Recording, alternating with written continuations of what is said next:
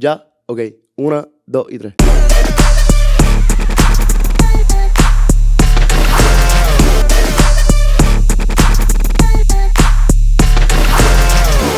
Buenos días, buenas tardes y buenas noches, mi gente, donde sea, cuando sea y por donde sea que nos estén escuchando. Gracias por conectarse al episodio 23 del podcast número 1 del Colegio Marista de Guaynabo, Dímelo Masaco. Y recuerden, si están en el tapón de Marista, no estás solo. Estamos contigo. Mi nombre es Ana Giannotti Rivera y curso el grado 11. Mi nombre es Irene Martini y curso grado 11. Mi nombre es Alejandra Ruiz y curso el grado 11. Mi nombre es Natalia Roca y curso el grado 11. Para efectos de este podcast, con nuestra invitada especial, vamos a cambiar el idioma de nuestro normal español a inglés. Así que sin más preámbulos, let's start.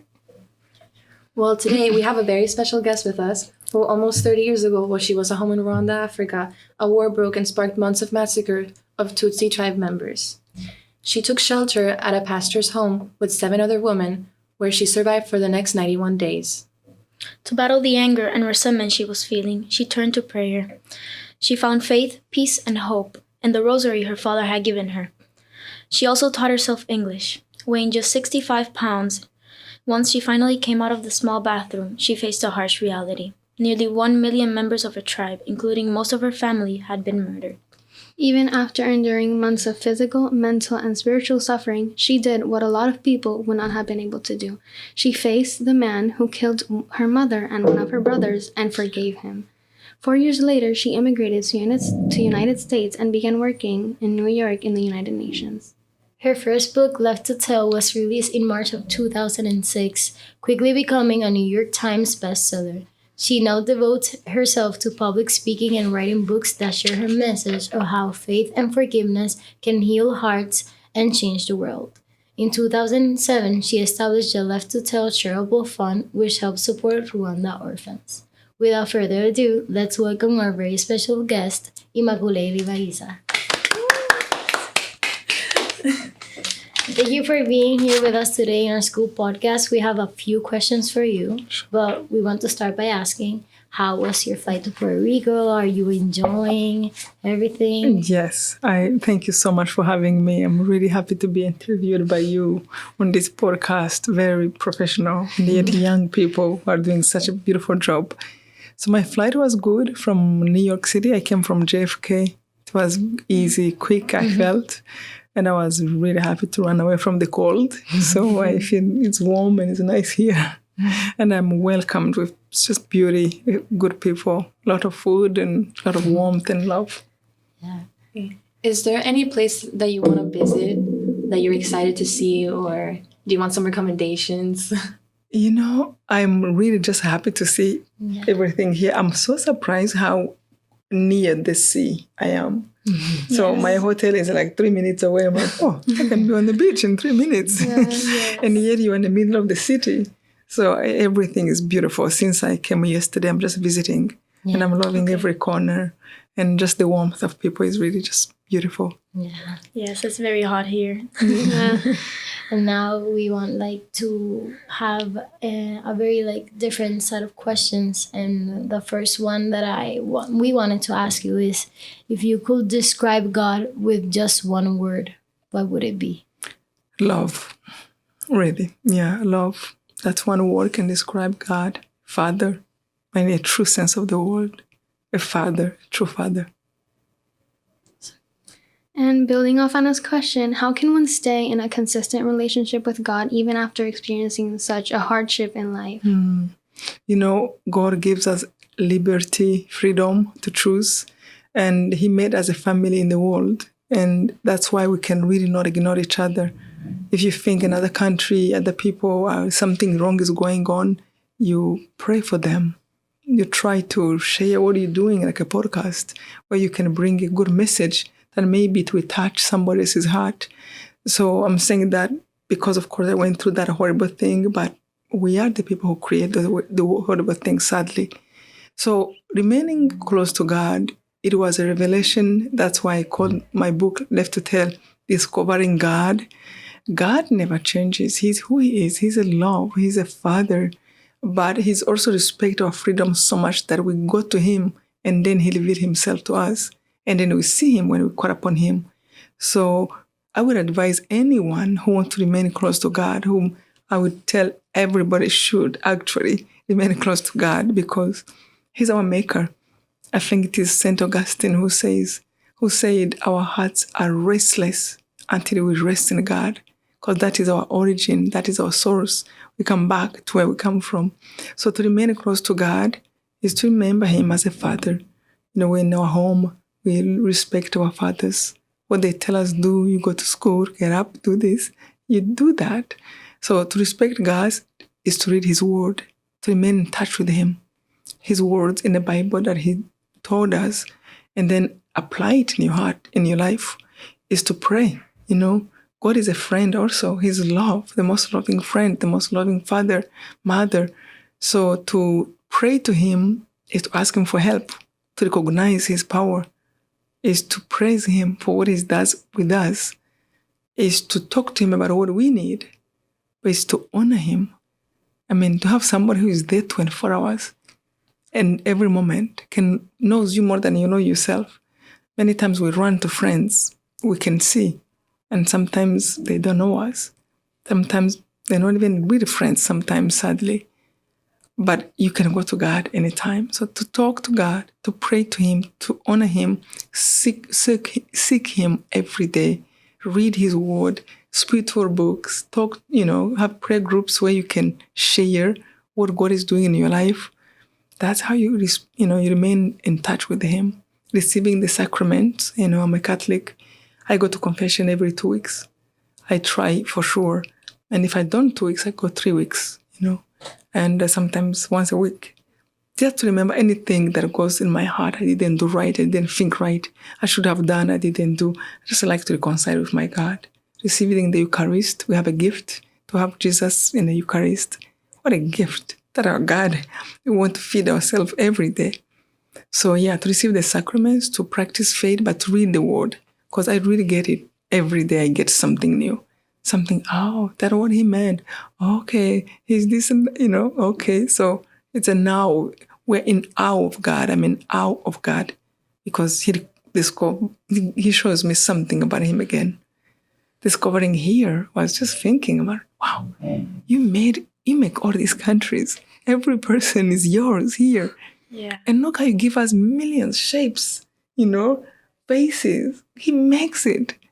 At one time, one lady told us in Ikibeho, she said, remember, everybody has something special in them, a soul God put there.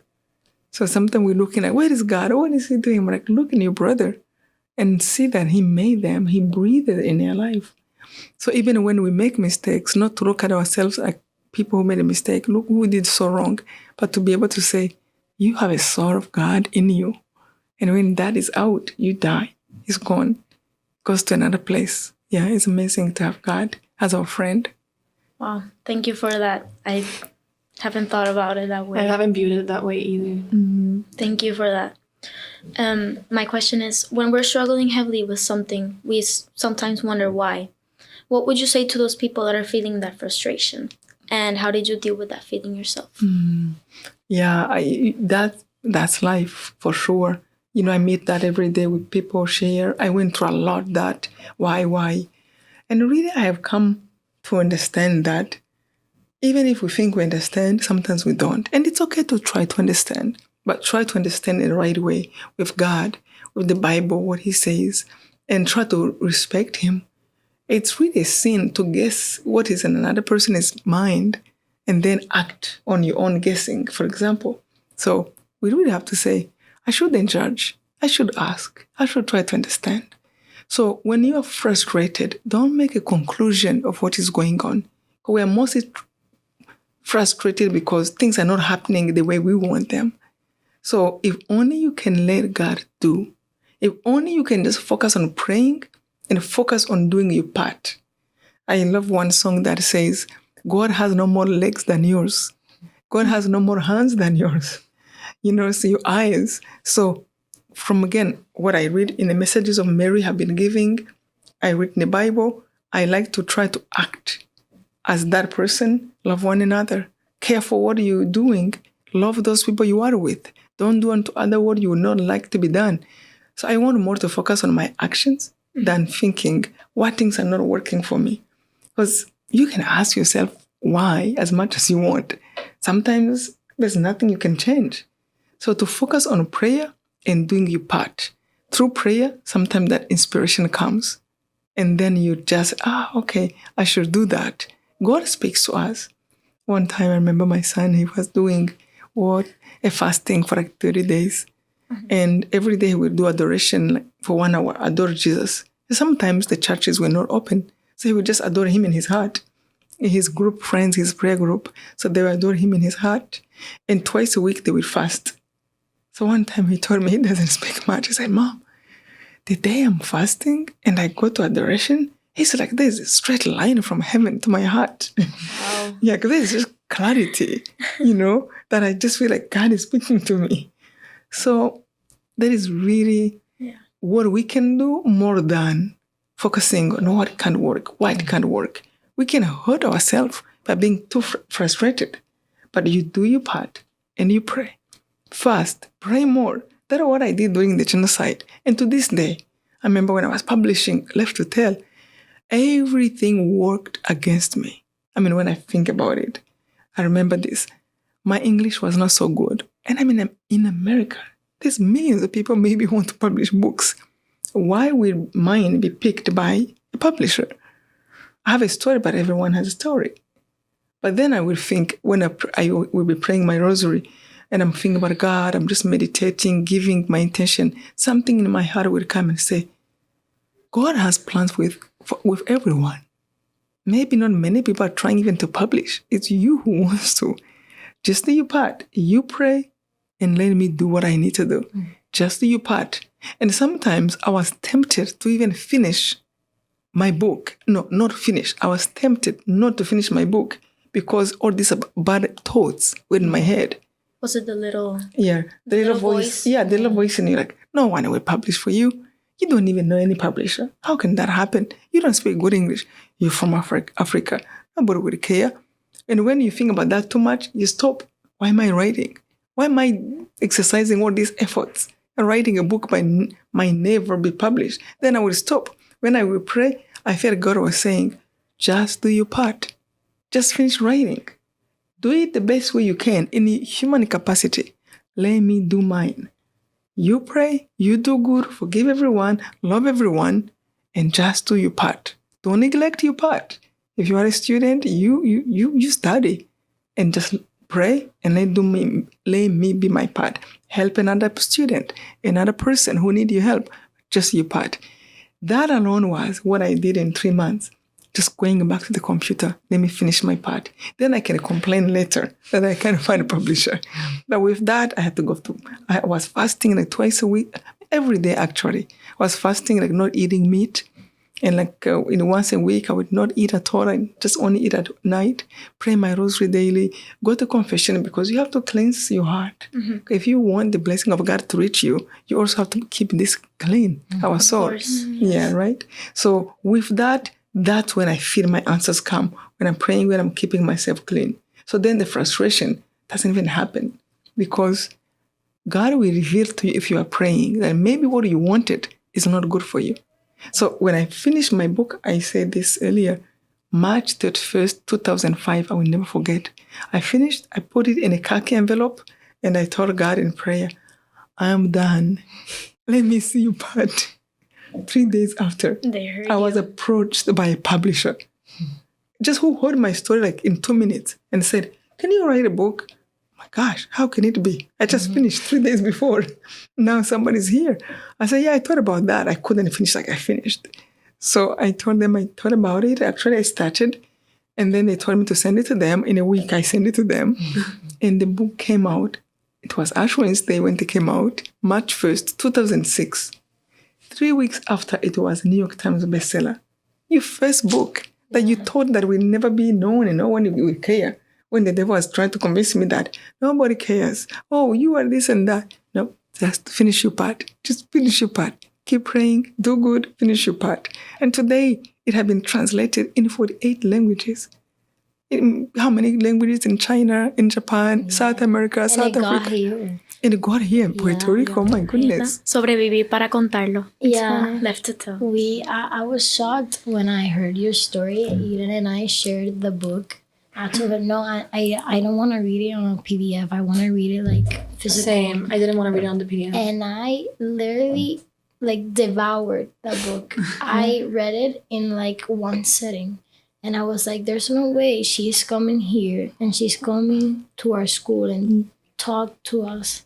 And our story impact, and Ana Reyes, our teacher, for discovering the book, you know, it's very shocking how, you know, it can impact us and our school and how it's transformed, you know, us.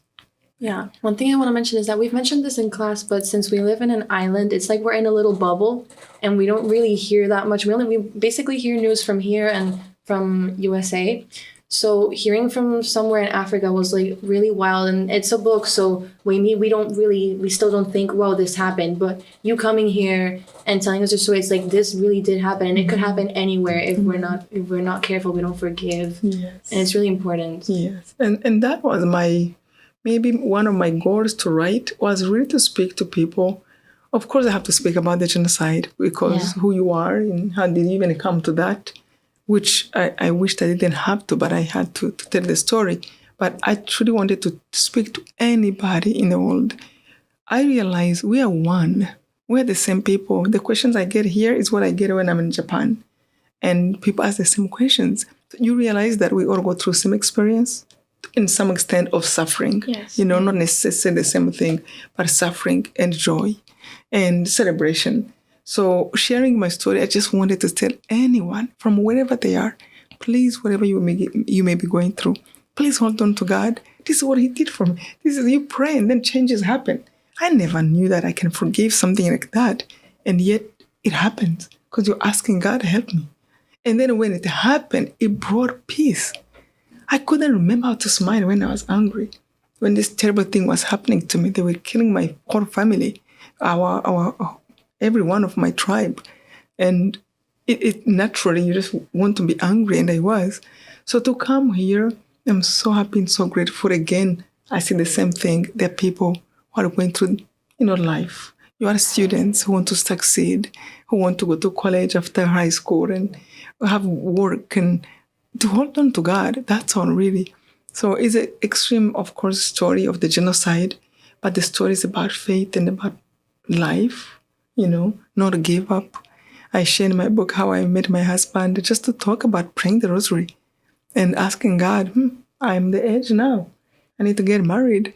But who do I meet? Who will become my husband? It's to pray the rosary and to see the hand of God just come and show you and bring the person you're going to spend your life with and have a family with.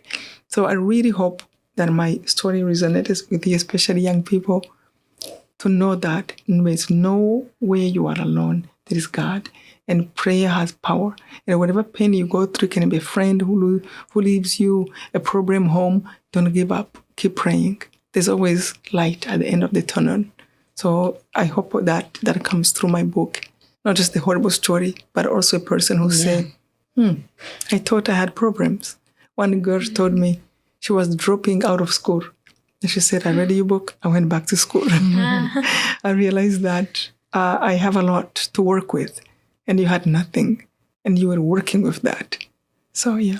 I feel the most important thing is to be constant with it. Praying. Consistency. Completely. Consistency. And that's what the Bible says, pray unceasingly. Because again, look how much we like to be with our friends. Mm-hmm. And we become almost alike. We think alike a little bit, because we have become friends. We spend time together. Yeah, that's another message our lady gave one time, I think in Korea. They asked her mother, you want us to pray 3 hours a day? That's a lot. And then our lady said, how many hours do you spend with your friends? Mm. And then she said, it's not a matter of the hours and time. It's a matter of love. And we are requested to love God above all, above everything, with all our strength. And it's not that I don't love Him, so then maybe that's who I am. No, if we find we don't want to spend time with God, we should pray about that. Because life is in order when it first starts with God. And that's how we can be happy people, because things are in order. It's like a student who comes to school and you don't study and you just want to have fun. You won't do good. And maybe you want to have fun next year because you didn't study. So to put things in order, first things first, that's the insurance we have for peace, for love, to put God first and then put family second and, our work third. Yeah. Love that. Thank you. Circling back to the Bible, there were some quotes that you put in the book from the Bible. Why those, and were there any that you wanted to add but couldn't? Wow. So I don't remember which ones I added in the book. However, there are many Bible verses that touch me. Like that one, I'm sure I put that one. Ask shall be given. Knock, the door will be open. Because God is there. And to remember that God knows us more than we know ourselves, and He knows us. And to know that, I just want to remind everyone, He knew you. He knew me before I was born. To just think that so I'm not desperate, and I don't even need to look for friends desperately. You just have to focus on loving God. He will never let you alone. So there's many Bible verses that comes through that you just want to remind people you will never be alone. I remember one of them I was sharing last week with some friends. In Psalm, I don't remember. In some, I think it's David. I was young once, and now I am old, and have never seen a righteous person be forsaken or their children beg for bread. I don't remember which Bible verse it was, but when you pray, when you're doing what is right, you are not only caring for yourself, but you are caring for your children, for those who will come after you, for the grandchildren you will have. God will take care of them because you have prayed, because you have done things right in a loving way, in an honest way, in a sincere way. So that really encourages. And I know one for sure, I'm sure I put it there too. If you have trust, small as a mustard seed, you can tell a mountain to move from here, go throw itself in the sea, it will move. Mountains can move. And I remember one friend told me how one time, one person they prayed together was praying for a hill to move. And she said, I knew I was asking too much. So I asked God, I give you 6 months to move that hill. And she told everyone, she said, I'm praying to God. He said, if you have trust, so I have trust, He can do things. So let me see if He can do that, really. Did He mean that? So He's praying everyone, she's asking everyone, pray for me, that hill will be moved. Just to try to see that does God really mean it? Within 3 months, in that area, the government announced that they were going to make the road in that area on the same hill. They came and cut it and put the house of the people who were working on the road. I'm like, wow. So God can do things literally and also indirectly do, Yeah. He found a loophole, but He did it. Yes. Yeah. Wow. So it's good to trust Him, truly. Yes. I wanted to talk about dreams. Some people think that dreams are like worries stuck in our subconscious. And for example, 2 years ago, I lost my grandfather. And 6 months later, I had a dream with him where he told me he was in a better place. And I wanted to ask you, after the genocide, have you ever had a dream about one of your family members communicating something to you? Yes, many dreams. Really? That is really beautiful to hear. I believe, speaking just like a simple person, not like that. And I truly believe that God has a way to connect our people to us after they pass. I mean, God wants us to pray for one another. And again, another message, I love our lady very much. So one time in Rwanda, she said, those who are friends on earth are not separated in heaven. And then she said, one day you will be ashamed for your family member who passed away. And when you see what you could have done for them with your prayers, you will be ashamed how much they suffered, and you didn't help them. So praying for the souls of purgatory is really good, especially our families. So I believe about that. So after the genocide, I had many dreams, many. And I truly believe my brother Damasen is who God gave me to take care of me, I think, because he was with me throughout. So he would come and say, why are you crying? I'm here. I'm not dead. And then I would say, you are not dead? I thought we killed you. He said, no, look at me. I'm alive. Oh, okay, good. And I would fall asleep. And I would wake up in the morning. I'm like, he lied to me. He died. And another week would pass. I'm start to go down again, missing them. And he would come again like, I'm here. You are here? And I would sleep in peace again. So he was real with me. And slowly, I think I was accepting it. He would come and tell me, he told me one time, I want to show you how I died. And it wasn't too long. And then I was in a good place. I'm like, really? And I would go to hug him. He would say, don't touch me. I'm a soul. I don't have the body. And he would go there. And I would go to hug him. He would go there. And he goes like, don't scream. I just came to talk to you. So it was so good. One time, I will never forget the best dream that really did good to my heart. So it was maybe like 2-3 months after the genocide. So I saw him in the sky. I was crying so much that night. So I was standing on earth and I was in the light, but my light was coming like oblique like this up to the sky. And everywhere else was dark, wet, trees, rainy. It wasn't good. But only the light I was working in that came from heaven. And my brother came, he was on the sky far away, but almost close, but not too close. He had one of the nicest blue, maybe like this rosary beads, pants, blue. And then the shirt that was so white, like it was so ironed, like nothing was like a wrinkle. It was just like so beautiful. His skin had become like a baby skin, like really just beautiful. And he showed me, he came, my family were like here. My mom, my father, everyone. We were like 40 people maybe like in a wedding picture. And my brother came down towards me, like here. He had a joy. I always think about this, like, imagine if you win a lotto, like 100 million. And then you go crazy, you scream, you're happy. 2 hours after you're calm, but the joy still shows in your face. Of course. You're like something like really happened. That's how I saw him. He wasn't laughing like crazy, but he had the joy that the first thing I said, what happened to you? Why are you so happy? And then he smiled. And then he said, I know you miss us, but I want to show you where we are. And if you love us, tell us what to do. You want us to leave this and come and live there? Or do you want us to stay here so that you can maybe come and join us later? And in the dream, I said, never come back here. You stay there, okay? I will come. No, come here. And I started to sing, like, praise God for what you have done for my family.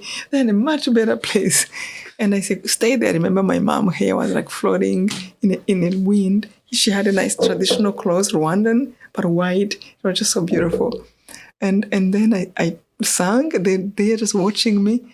And the mother of the house where I was living, she came and shook me up. She's like, hey, he's singing. It's 2 a.m. Everybody's sleeping.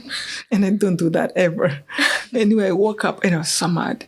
I'm like, God, she picked me from my dream. I wanted to keep looking at them. It was over. So I have had dreams like that. And fast forward, I had children. So one time I dreamt about my brother. He was right there smiling, but not looking at me. And I went to him like, Damasen. He said, hey, I didn't come for you. I came for the children. I'm like, talk to me. So yeah, there is a thin line between here, a thin curtain between us and God. Yes. They are here, they watch us. We are in this exile. One day we are going to join them. So this is another thing our lady said, Nikibe, one time. She said, my children, when you die, it's like a mirror breaks in front of you. And you find yourself in the next room. Wow. So, yeah, is that how easy? So they can see us, they're in a good place, but we have to pray to make sure that we can also join them in that, behind the curtain. Of course. Yeah. Wow. Have your children also had dreams of your family or your brother? They did. They do, wow. Yes. Wow. My daughter have dreamed about my mom. And they really have a lot in common. My mom used to sew every evening, so my daughter loved to sew. She's so close. I'm like, it's like my mom is back. Or her dresses, her shoes. She like to have like open shoes. I always have like closed shoes. I fall down if I have these more open fancy girls. No, my dad have this high heel. I'm like, you just look like my mom. Wow, what a coincidence. Yeah, where do you get this? So she said oh, Mom, my grandma played with me last night. Yeah, so they play, they would laugh with her. And then she wakes up, she's like, I don't even know her. I only know her in a picture. So yeah, God is really good. Before the genocide, what would be the biggest difference between your lifestyle in Rwanda versus now in America? Oh, well, physically things are different, obviously. I go through winter. I never knew winter before. I had to learn very cold. I still remember one time in the US, it was cold and have snow. I'm like, okay, let me put my sneakers. And I went outside. Snow was over my shoes. And then it was all wet. I'm like, what is wrong with this? So you don't know it is ice that melts away. So it was a lot. I was sick. I had ear infection. It was so hard. Yeah, the weather, the countryside, everything is different. Language, everything is different. Culture is different. But it almost feels like the same in some ways too. Because it's life. It's just like a new challenge. You be kind to people. They're kind to you. And I meet many good people. I visit many families. Just to see their mom and dad, they just want to see their children do okay. It was the same in my village. You're poor or rich, you still want your children to be good and do good and happy, polite. So there's a lot common. I'm a Catholic, like I was in Rwanda. I go to church, I find myself in the same way, same mass, So there's a lot in common in many ways. You pray to God. And again, we know one day we die, everyone, and anyone here in the US and Rwanda. And there's a lot in common in many ways. Physically different, but inside, emotionally, the same. With the power of social media, it's very hard not to be aware of what's going on in other parts of the world. Mm-hmm. How do you think social media will have impacted the situation in Rwanda back in 1994 if it had been as present and powerful as it is now? Mm. You talk about social media on the theater and how it's very important to keep the negative news off, but how would it impacted the situation? Well, we had radio that time and it made it worse. Mm. Like the people who were good were much more people, many more. But because the radio has such a voice that speaks louder, and it was controlled by the pig killers, so they spoke like, go kill them. We are all together. We have killed everyone. They're enemies. If you don't kill them, they will kill you. They were killing children of like 2 years old, 1 year old. Nobody was attacking them. So the media really made it worse, but because it was controlled. If it was in a perfect way where things can be fair, then you can say good people can also go there, but not. And now we can see it too.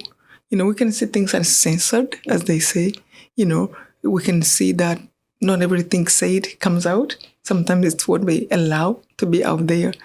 So I don't know if the media will make it any better, except for the good media. Mm-hmm. If it was good, then people can give each other strength. You can use it for the good. So we hope that times like that, things are not controlled. But media would have done it worse if it was controlled. I feel like maybe in like some parts of the world, they hide what's happening. Like I knew about the genocide from your book. Mm-hmm. We don't exactly know every conflict going on in the world. And I don't know if it would have impacted if you had social media, if you had the opportunity to tell the world this is happening and they're going. You're right. Yeah. No, you're very right. I think, again, if things were not controlled, because again, we can see that things can be controlled even in social media. So if people had the chance to speak, and I think right now, at least it is not a war. It's nice to use the media. It's a huge tool, mm-hmm. and we have to take advantage, because if the devil is working, then good people have to work too. We have to use it in the right way. In the right way, when we can still have. When there is a war, there's things like people are fighting, not only over the guns and the land, they're also fighting over anything that can help the ones who are stronger. So if they know social media can give some information not good for them, they can cut it. But now we still have a choice. To some extent, definitely we have to use the media for the good. So that time, it could have been known. It could have been known even with the TV, but they shut down the information to pass. So if it was known, something good could have known. The world would have known. Even Americans, they were not allowed to see it. They did not let them see. It only whatever they wanted to pass. So when I see now in the world, there are many good people and who are capable. They could have shouted or come to stop it, but was not allowed to know that. So, and when I speak about media, not to watch too much, I truly mean it, not only for the bad, even for the supposedly good. Because I live in America, I have seen the rate of suicide increase, and most of the time it comes through the media. Yes, Yeah. So media affects a lot. Yeah, and you watching one person who is only posting the best pictures. They're not posting when they don't have things together. And then you think your life is bad because you're just watching, like, oh, with this amazement. People are having dinner, or a nice restaurant, or this and that. My life is nothing. I have no friends. Maybe they met that friend once a month or once 3 months after they coach them what to say, what to do. And you are watching it as a kid. You think that what life should be. And life is what you live with every day. So I really continue to advise young people. It's good to see, and everyone really, check out what is going on. Don't be outside of the curtain and not know what is going on, but limit yourself. Be able to say, let me see the highlights and see what is going on in the world. 10 minutes, 15, and be over. Many times, and I have done this where I find like 20 minutes, I'm just like checking on what is going on. Wait, I could have been said the rosary. I could have, called a friend who really would benefit from my presence. And everyone have a friend somewhere. Their neighbors they can be with. So, yeah, it is really important not to focus on the media, the bad, even the good. Just live life. Have an experience of life. Discuss with those you are with. Make friends with the neighbor. Make a prayer group where you can meet. And of course, again, this on internet helps us in many ways. Like me who like to travel a lot, I have a prayer group. We meet on Zoom every evening and we talk. Idea. Yeah, we talk and we laugh. People will share my intentions, what's answered, this happened, which is so happy. Sometimes I just have to remove my screen and go to bed and I hear them talk and pray because maybe I'm in somewhere in another country. But it's really good to have people who you are together and you meet a lot in a positive way. And you can share honestly, pray for me. Not that you imagine everything's perfect. And no one has perfect life. We should form a prayer. Yes, please do. We did. We prayed together, like Anya had said before we started the whole practicing thing. the questions. Oh, that's very nice. That felt very, very good, very peaceful. Yeah. I think we should do a prayer group. Truly. And you do like twice a week, 3 times a week, or this 1 hour, you can say, it's meant to say rosary every day if possible, in person or on Zoom sometimes. Mm-hmm. So you can do it when you're running, when you're going home, and when you are home, hey, our 20 minutes to pray. Or if you are in school, like, okay, let's pray, twice a week, the rosary. Let me tell you, you will see a huge difference in your life. You think you are at peace, you will have it like up here. In the mornings, my mom and I wake up, we make the coffee, and then we watch the sunrise and it's very pretty, the sunrise here in Puerto Rico. Like, the colors are, it's very pretty, so we watch it. That's very nice. Every morning. Oh, beautiful. And we give thanks to God. So. Oh, and when you pray together, I already have said, those who pray together, they stay together. Not only a couple, but also friends. And you will see yourself like 30 years from now, you're like, wow, it's the best friends I ever had. The ones you pray together. So a prayer group is really good. It protects your children. You find good friends, It's really good. I am a servidor del altar. Monaguillo. How do you say that? She serves for The altar. Oh, yeah. Very nice. So we got the chance last year to, in the summer, go to the World Youth. You serve the Pope. Yeah. No. We saw the Pope. Yeah, and we had an amazing experience. And my best friend, who's not from Marista, but we are in the same group at the church. We got closer together, and we have a very, very beautiful opportunity we saw the Pope 3 times. very close to us, and I grabbed her by the shoulders. I brought her here, and we waved at him like we were crazy, and we got the opportunity to meet like young people, and it was a very amazing experience. Man. Yeah, Was it the Camino de Santiago? we went to the El Camino de Santiago too. The walk of Santiago. Yeah. Sí, Santiago. Is it Stephen? Yeah, we went to Yes. Portugal and Spain. Wow, that's beautiful. Yeah. Look at that. Yeah. Oh, please, remain close in prayer Yeah. together. Our Lady really does many things, especially young people. Just the light shine on you, Yeah. and you can bring so many people without even knowing to heaven. And if you have like a Zoom, you can bring more. Spray one rose together and share something. Tied to acts of service too. Yes, act of service. Yeah. Naturally, just praying with your group, I know it just gives peace and just happiness. Oh, that's really good. I have children in Rwanda I care for, and my primary, high school, but especially there's one school that really, these nuns take the smart kids, but who are poor, who can't pay school fees. So I get sometimes people who to help pay is like $500 a year, just to pay their school fees. So let me know if you ever want to support a kid in high school there.